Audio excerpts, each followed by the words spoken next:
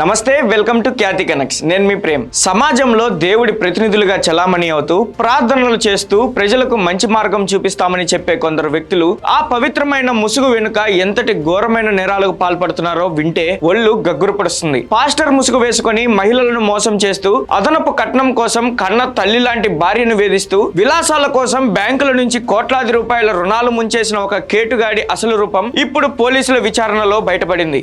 అతనే పాస్టర్ అభినయ్ దర్శన్. కడప నుంచి విజయనగరం వరకు, రాజమహేంద్రం నుంచి అనకాపల్లి వరకు ఎంతో మంది అమాయకులను నమ్మించి తెర వెనుక ఈయన నడిపిన లీలలు ఇప్పుడు రాష్ట్ర వ్యాప్తంగా సంచలనం సృష్టిస్తున్నాయి. ఈ వీడియోలో ఇంజనీరింగ్ చదివిన ఈ పాస్టర్ క్రైమ్ హిస్టరీ ఏంటి, సొంత భార్యను ఎలా ముంచాడు, మరియు యువతులతో ఈయన ఆడిన రహస్య వివరాల నాటకం ఏంటో ఆధారాలతో సహా క్షుణ్ణంగా చూద్దాం.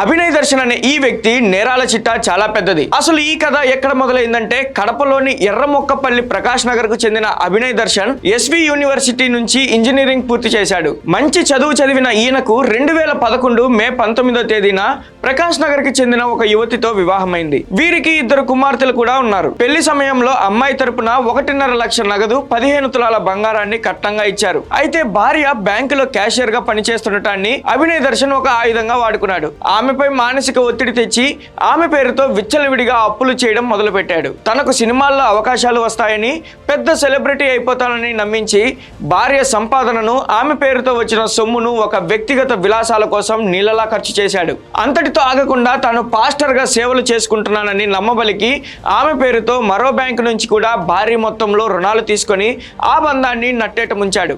భార్యను అప్పుల పాలు చేసిన తర్వాత అభినయ్ దర్శన్ తన రూట్ మార్చాడు. విజయనగరం, రాజమహేంద్రవరం, అనకాపల్లి, పాడేరు ప్రాంతాలతో పాటు తెలంగాణలోని పలు ప్రాంతాల్లో స్వతంత్ర పాస్టర్ గా అవతారం ఎత్తాడు. దేవుడి ప్రార్థనల పేరుతో తిరుగుతూ విజయనగరంలో ఉన్నప్పుడు ఒక యువతిని తన మాయ మాటలతో లొంగదీసుకున్నాడు. ఆమెతో వివాహేతర సంబంధం పెట్టుకొని 2021 మే 15వ తేదీన ఆ యువతిని తీసుకొని రాత్రికి రాత్రి పారిపోయాడు. ఆ తర్వాత ఆమెను రహస్యంగా రెండో వివాహం చేసుకున్నాడు. కూతురు కనిపించకుండా పోవడంతో ఆందోళన చెందిన యువతి తల్లిదండ్రులు విజయనగరం పోలీసులకు ఫిర్యాదు చేశారు. విషయం తెలుసుకున్న ఈ కిరాతక పాస్టర్ సదరు యువతి తల్లిదండ్రులకు ఫోన్ చేసి, మీ కూతురిని నేనే పెళ్లి చేసుకున్నా, నన్నేమైనా చేస్తే మిమ్మల్ని చంపేస్తా అంటూ బహిరంగంగానే బెదిరింపులకు దిగాడు. అభినయ్ దర్శన్ లోని అసలైన రౌడీజం ఇక్కడే బయటపడింది. విజయనగరంలో ఉన్న యువతి తల్లిదండ్రుల ఇంటికి నేరుగా వెళ్లి బూతులు తిడుతూ నడి రోడ్డుపై బీభత్సం సృష్టించాడు. ఇనుప రాడ్లు పట్టుకొని ఇళ్లపై దాడులు చేస్తూ స్థానికులను భయాందోళనకు గురి చేశాడు.